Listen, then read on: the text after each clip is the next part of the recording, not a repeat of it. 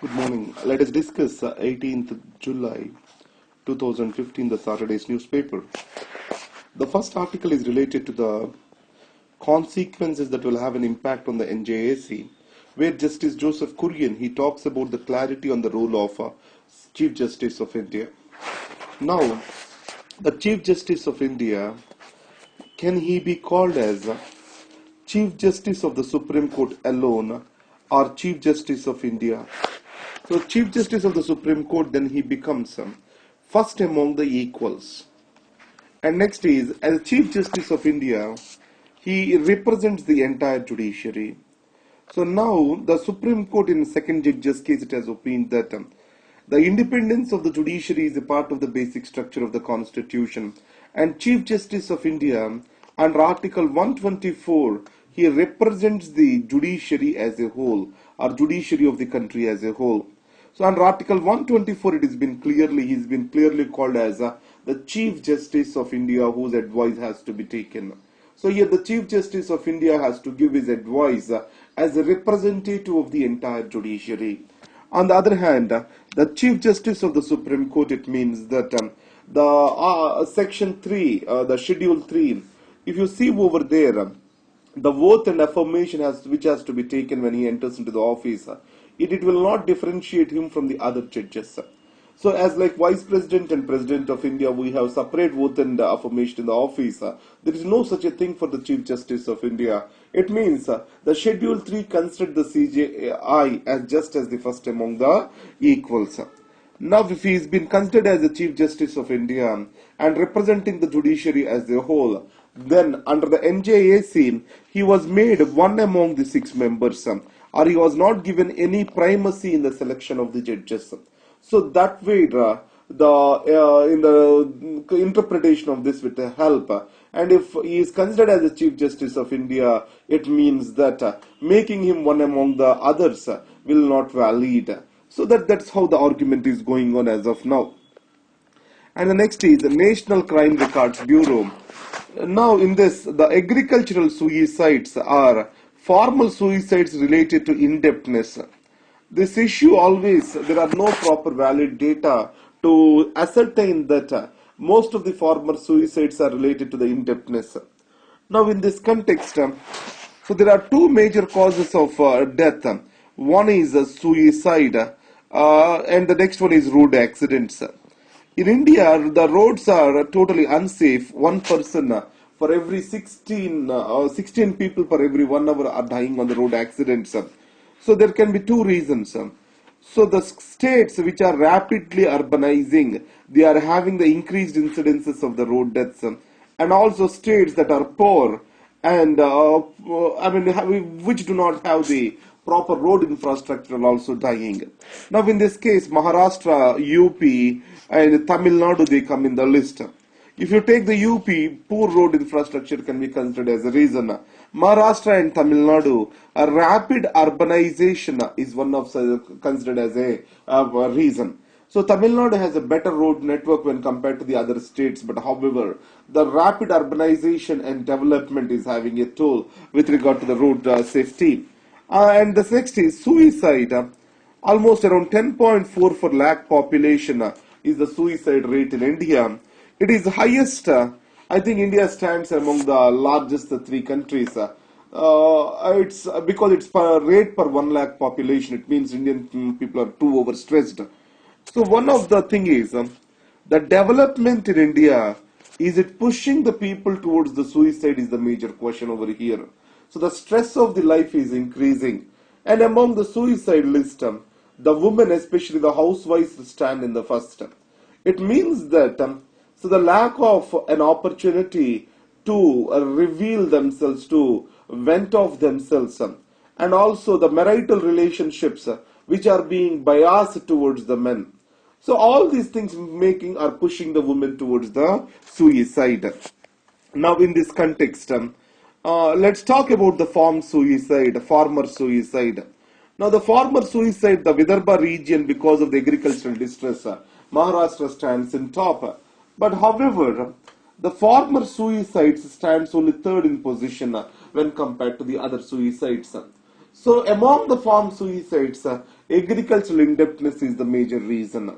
And also the farm suicides are greater than the national average. When you take it up to the distressed areas are considered, when you take up close to the distressed areas. So here, when you talk about the farm suicides, all the farm suicides you are not supposed to bring in a national average. What we have to do is we have to select an area. So what is the incidence of the farm suicides in that area? Then it gives a real impact of the agricultural distress, or what is the effect of the indebtedness on the suicides we can get. So if you take Maharashtra in Vidarbha region, Andhra Pradesh especially in the Telangana region, and these are the places where the indebtedness is increasing and it is leading to a suicide. Now, when we have discussed the Iran last week, one of the major concerns is to what extent Iran will prioritize India in its destiny. So in this context, Iranian ambassador has clearly said that in spite of his compulsions, India stood by the Iran to the max possible extent, and they can understand the concerns of India as a developing country. So in this context, with regard to the infrastructure projects, energy projects, and also the connectivity projects, everywhere Iran will prioritize India. Iran will invite the Indian communities even without bidding to take up these particular activities. Again, a friendship and solidarity has been expressed with Indian side, and it wants to make India as a greater partner in its development. Now this UFA summit, yes, there are. In UFA, India has suspended the composite dialogue at the foreign secretary level when the foreign high commissioner of Pakistan wanted to meet the Hurriyat conference leaders. Now after that, India extended its olive branch to the Pakistan at the UFA, where the prime ministers met for the Shanghai Cooperation Organization meeting. In that, what it has been said is the composite dialogue is not resumed, but however, less than that, there are certain agreement or else the certain issues are identified where the national security advisors and the respective officers will take the discussions forward. They are related to the terrorism. They are related to the Mumbai terror attack, fishermen opening the religious, institutions. So like this, and also discussions between the Pakistani Rangers and Border Security Force DGs. So like this, 5 areas were identified where the engagement can start. Now, yes, it is a positive step with regard to the opening up of the discussions, though nothing new is there. But however, anywhere, a diplomatic success it has to be achieved. It has to be a win-win situation for both the parties, and it shall not be a zero-sum game.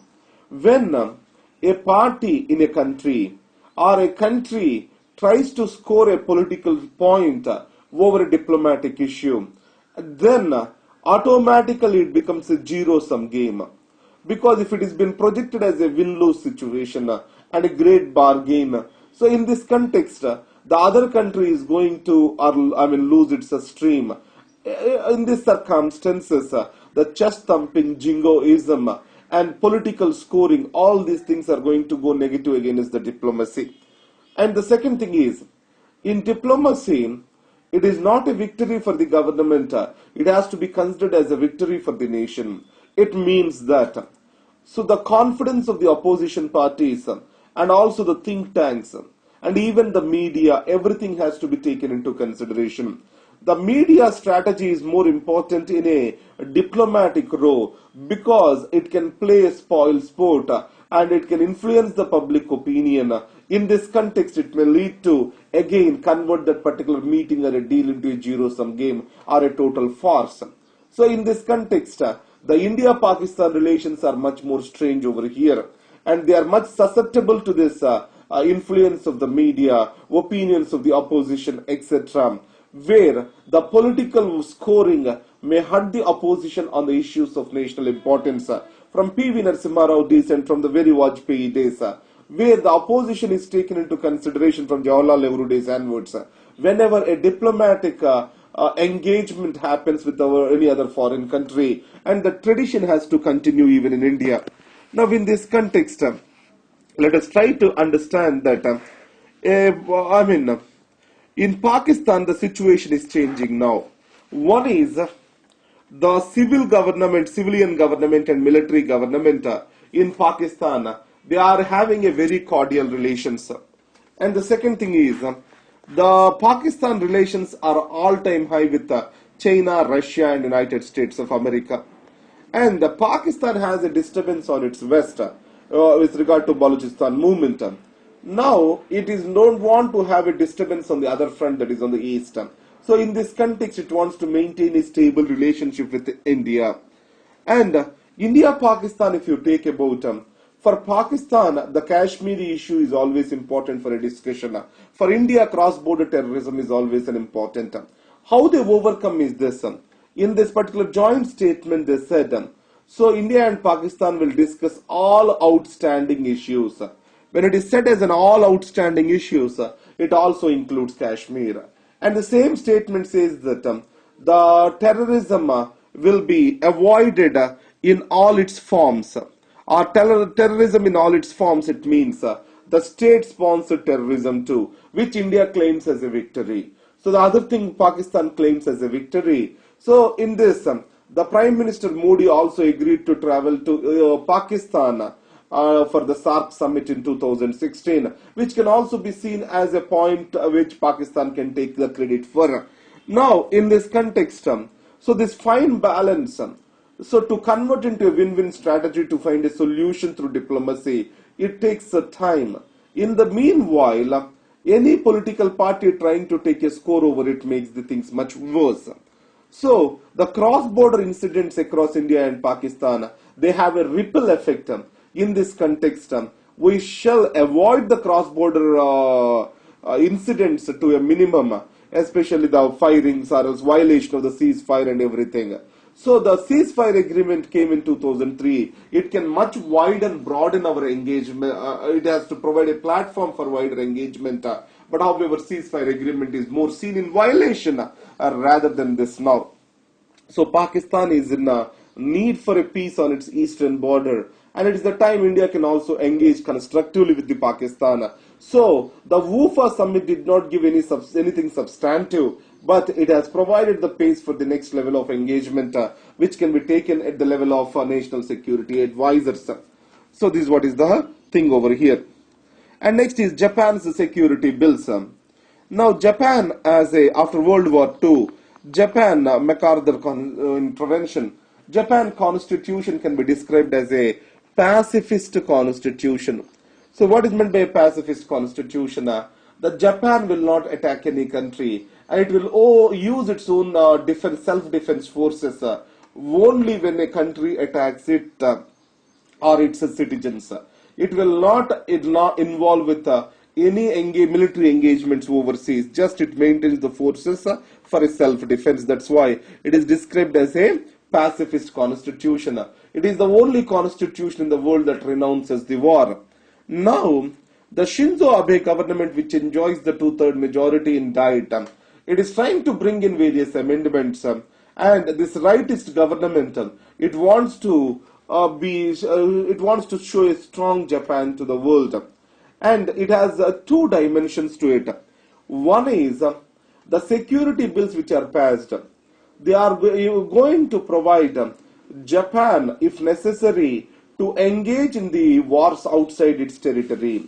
So Japan and its ally, if it is affected, Japan and its ally, if it is affected, then the Japan can send its forces.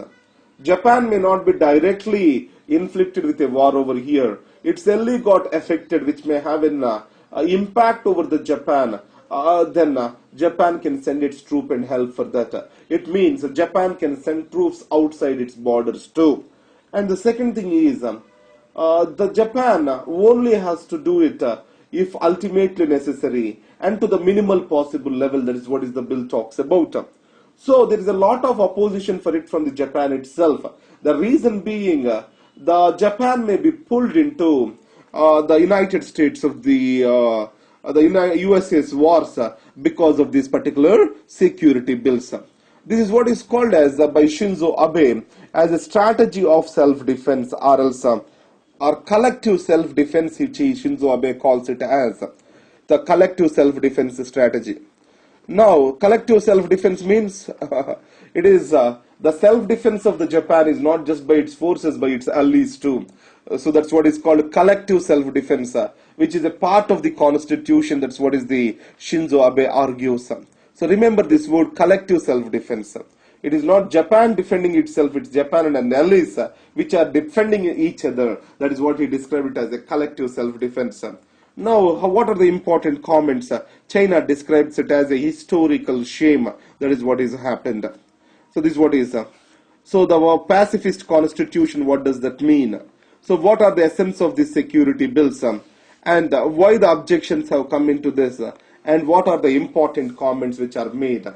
So it has got, I mean, the South Korea has specifically said it will have an impact on the regional stability and also the peace which is prevailing due to pacifist constitution of the Japan. This is what has been said. And if you can remember, the Shinzo Abe's visit to United States of America, he was trying to specifically push Japan towards the regaining its position in military equipment.